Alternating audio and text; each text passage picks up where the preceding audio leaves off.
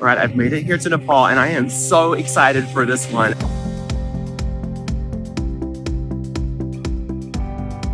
I have someone very special to meet here. Hey, Dipesh, how's it Andrew. going? Namaste, Andrew. Welcome to Nepal. Okay. Tell me, where have you brought me? So we are right now at Chandragiri Hills. It's on outskirts of Kathmandu Valley. We'll be getting a cable car up to the top. I'm up for it. Let's do it.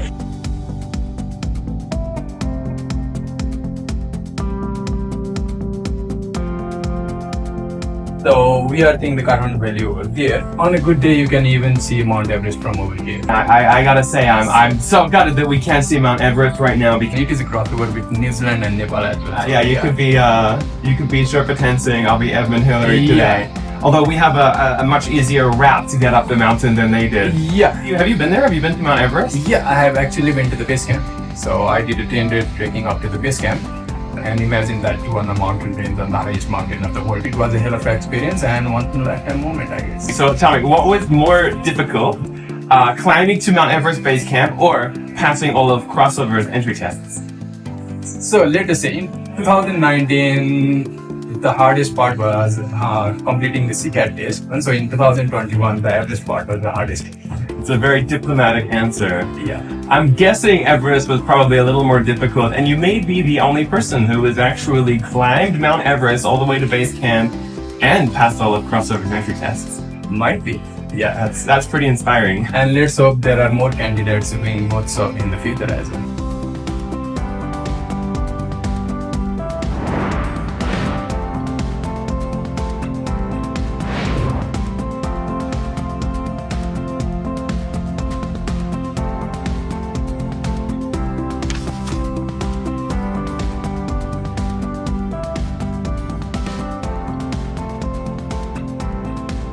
So it seems to me that the Nepalese people are very patient. I've noticed a lot of stories and themes in conversation with people about things that take 10 years to learn or a long time to experience. Yeah, we are very patient, I guess, because like most of the Nepalese are from like the remote side, and what you had to do is like you had to walk miles to just to fetch drinking water. We have like small villages on top of each of the hills. So one of the challenges of infrastructure challenges like we have to get electricity on each of those points and the road travel as well, transport as well. So that's a quite challenging thing for us to develop the infrastructure as well.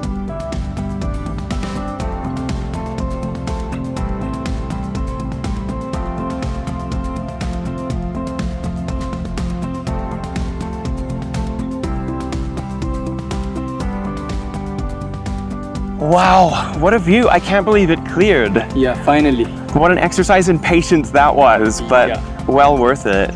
Yeah. I can't believe actually that Mount Everest is just behind these clouds here. Yeah, just behind the dark clouds over there. What part of Kathmandu do you live in?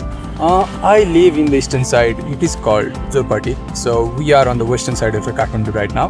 This is considered rural area outskirts of Kathmandu Valley. So what you could find 20 years before here was like, it was like agricultural land. Often family has like 1 or 2 cows just to get milk for their daily needs and just to give out to the villages. So now that has completely changed. All of the peoples are moving down to the valley itself, urban cities, and they are finding new jobs to promote their lifestyle. What's your line of work? So I work as a quality automation engineer for Upland Softwares. Upland is office workflow automation. So you can basically say all of the manual tasks you have in the office, you can just automate. I was hired on 2019 October, and I've been working as a quality automation engineer for Upland Software from then to now. And what does your job entail? What I need to do is like, there are the manual cases and we need to cover lots of cases so that in the production, the customers does not feel any bug. So what I do is that I automate all of the manual tests we have. So before getting to the customer, you can find the bug and improve the quality of the software. I just love that aspect so much. And how did you get into that? So engineering had always been my passion, and we had the same friend circle who also pursued engineering. So I think out of my high school, I guess out of 20 of us, 15 of us choose engineering. We used to have an internship session that was compulsory to pass your engineering degree. In the internship itself, I got to a company outskirts of Kathmandu Valley in Lomzin. And I started working from there, and I worked in that company for like 3 years. So pretty much all my life, I can say that I've been working remotely because the team is always outside of the country.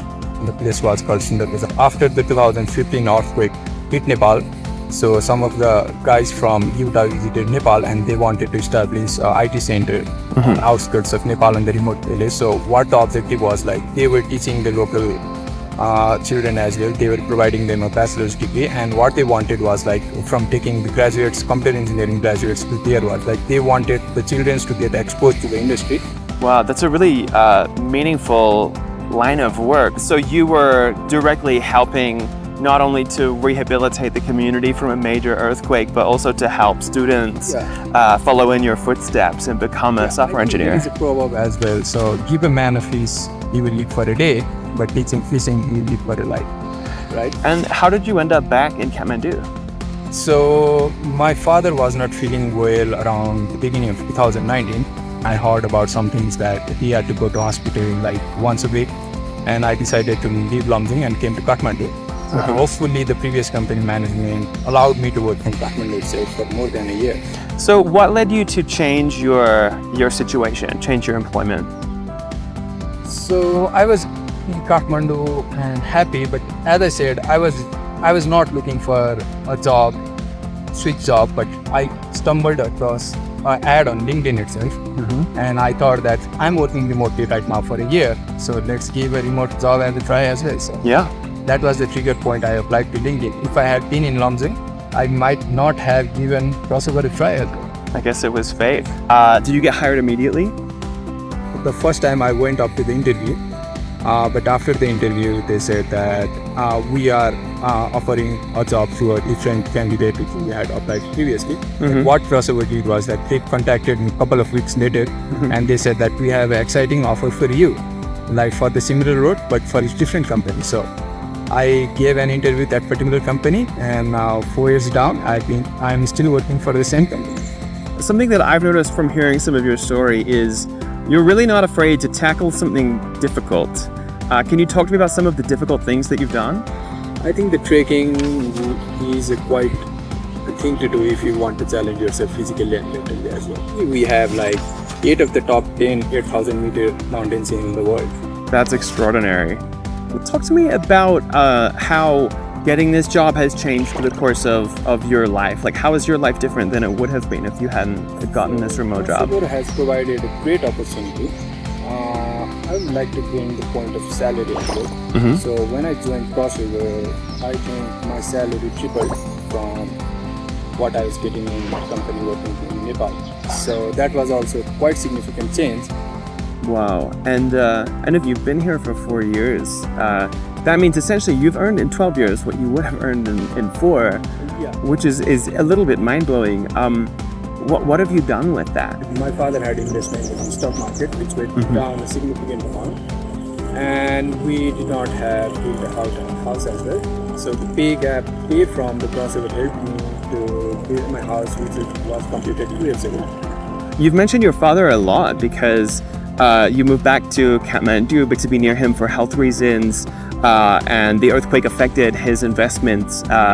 And in both cases, your job enabled you to contribute in a way that was meaningful. Yeah, and one more thing is like after the COVID as well, there was quite significant changes in the job roles. And many of my friends who were working, like going to the office, were laid off. I was really grateful that I was able to get a remote job. And the second one I like about this job, crossover, is like the flexibility you have. I completed my postgraduate in psychology thanks to crossover as well. I think that I was getting up at 8 a.m. in the morning, and the course was structured from 6 a.m. to 9 a.m. So that provided me like an early age to get early in the morning to get the course done, and it was 1 year course. And getting if you can manage time and you can give work 40 hours, then you can do anything as well. I mean, that says everything that I need to know about your work ethic. That might look hard at the beginning, I guess. Nothing is hard if you put enough effort out. So self-discipline and putting the hard work gets all of the work done for you. I'm not sure if you realize how revolutionary that mindset is. I don't see that much of an extraordinary. I guess I'm just a normal person, normal life. So what I can be extraordinary is like how I can provide to the community. Even though you live ordinary, on every aspect, you might have one unique ability that separates you out from the others. Are you saying I look ordinary? No, I'm kidding. I should be very proud of what you've achieved. So do you have any words of advice or encouragement for people who are in the position that you were in 4 years ago? What would you say to them? Don't like even the tiniest bit of rejection as failure in our life. So that is not actually a failure, but a learning experience. So I encourage all of the people to give it a try. What I heard from that is something to do with risk appetite, being willing to get out of your comfort zone and do hard things. And that's something that I relate to very, very strongly. I believe it doesn't matter if something is difficult. What matters is whether it's worth it. Yeah. And going to the trekking, you realize that a lot. Because before starting the trek, you just feel like, is it worth 10 days, 14 days of trekking? Just seeing this particular view from on top, I can just watch it on the YouTube as well. But the process of reaching there is like, I have climbed for 14 days just to get out of the view. And when looking back, that's what excites you. There's a quote, it's a bit cheesy, it's from Looney Tunes. Marvin the Martian said, shoot for the moon, and even if you miss, you will end up among the stars. And I feel like that's what I received from what you said just now, and it feels appropriate because we shot for the moon by coming here and hoping to see Mount Everest behind us. And I feel very strongly that it doesn't matter because what we got to see is absolutely extraordinary. It is the saying that believe in process, don't worry about the result. So I guess that's the motto I'm living right now. Well, I see good things in your future, Dipesh. Speaking of the future, is there anything you want to do this afternoon? I think I want to visit Monkey Temple. Monkey Temple. I mean, I'm in. That sounds amazing.